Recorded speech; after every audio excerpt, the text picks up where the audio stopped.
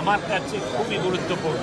কারণ আপনারা জানেন আমিও ভারতীয় জনতা পার্টিতে 3 বছর হলে তাপস রায়ের আশা ভারতীয় জনতা পার্টি এবং ওর এখানে আমাদের প্রতিনিধি হিসেবে দাঁড়ানো অক্ষয় তৃতীয়ার দিন। এতে যেটা হবে তাপস রায়ের যশ এবং প্রতিপত্তি উত্তর কলকাতার সেবক হিসেবে উত্তর কলকাতার উন্নয়নের জন্য অক্ষয় হবে।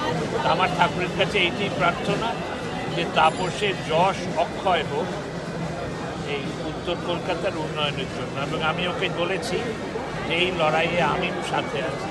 বিনা দেবী পুরোহিত দেখতে পাচ্ছেন উনি আছেন এখানে উত্তর কলকাতায় যারা বহুদিন ধরে কাজ করছে।